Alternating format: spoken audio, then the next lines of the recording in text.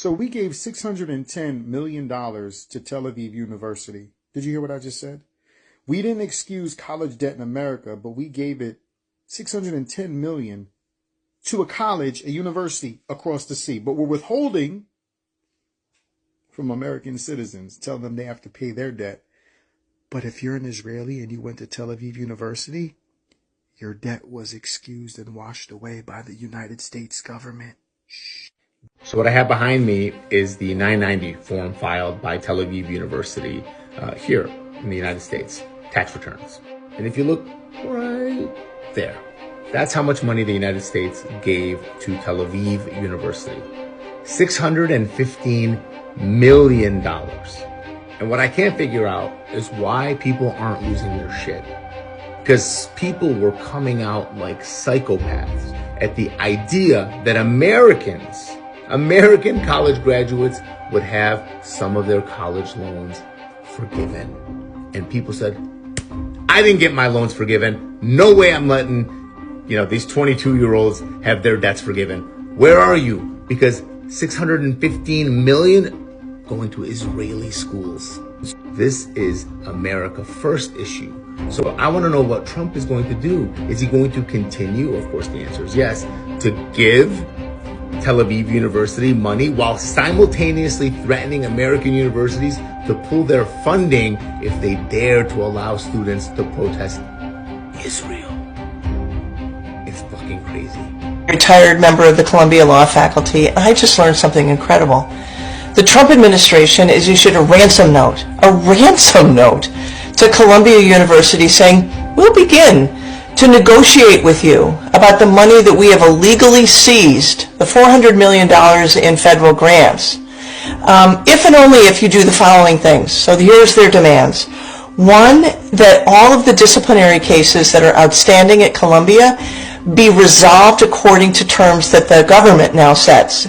Expulsion or serious suspensions, regardless of the facts. Just we want those students to be expelled or suspended for long periods of time. More breaking news, a leaked memo from the State Department says that if you are an F, M, or J student, anytime from October 7, 2023 until August 2024, or if you're applying now, there's a mandatory check of your social media platforms. If they find anything derogatory, they're supposed to screenshot it and send it to the state. And just today, hundreds of F1 students have received emails revoking their status, telling them to self-deport and report to the embassies for physical cancellation of their visas. Secondly, the university has to abolish the disciplinary body, the University Judicial Board, which is part of shared governments at Columbia, something that is part of the university statutes, and that all of the disciplinary cases must be moved into the president's office, who would, in her own and sole capacity, be the investigator, the prosecutor, the judge, and the jury in disciplinary cases. A Palestinian student organizer gets snatched up by ICE, and now we find out that the Columbia dean behind the crackdown is ex-military intelligence, not for the United States, but for Israel. Let me connect some dots for you. Mahmoud Khalil, a green card holder, was arrested for protesting Israel's war on Gaza. He was a student leader on campus. They came to him, they snatched him up, they disappeared him, basically they sent him to a detention facility. They told him that his student visa had expired. Wasn't true. They told people he wasn't lawfully in the country. Not true. No.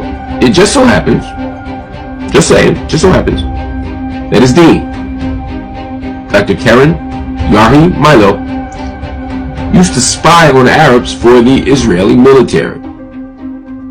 Now, she was one of the people, let me be clear, I'm not saying that just because she's Israeli, it's a problem. I'm saying that her particular job was to spy on Arabs. The university has to adopt the IHRA definition of anti-Semitism, which among its many features collapses anti-Semitism with the critique of the State of Israel, any of its policies, or of Zionism, a political ideology. Check it out, guys. They're changing the definition of anti-Semitism again, now to include conflating the assassination of JFK to Israel and Jews also forbids the calling of Israel as a racist country. So now, at Harvard, in addition to not being able to call Israel racist, you can be expelled for saying Israel shot JFK. All of this is happening in the land of free speech. This year, Congress is planning to pass anti-Palestinian laws that take away our free speech, our right to protest, boycott, and even think. One of the worst ones is the Israel Anti-Boycott Act, which seeks to criminalize Americans who participate in boycotts against Israel's illegal settlements and crimes.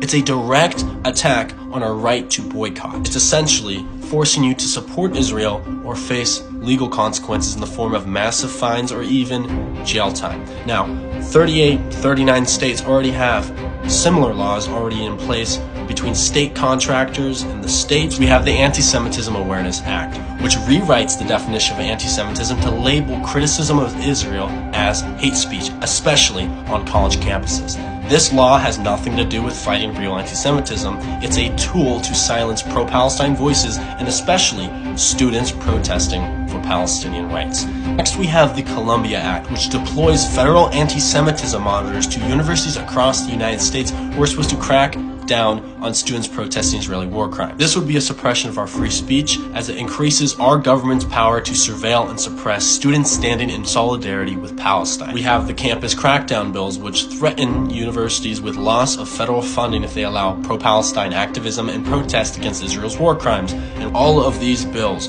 are very likely to pass. Just to give you an idea, this is the makeup of our current Congress and Israel's influence over them. All the black dots are people who would vote yes on the bill, a supermajority. And you can thank AIPAC and the pro-Israel lobby, other pro-Israel interests in the United States who spent hundreds of $millions on our elections last year to get this done, to put these people into power so they can enable Israel's crimes and suppress us here in America.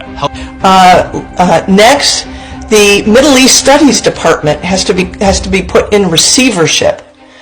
Now, MESAS, that's the name of the Middle East Studies Department at Columbia, has had nothing to do with the protests on campus. It's an academic department. The truth is that the single greatest threat to freedom of speech in the United States is Israel and its supporters here in the United States. It's truly amazing the extent to which Israel's supporters are going to enormous lengths to shut down free speech, not only on university campuses, but all across the country.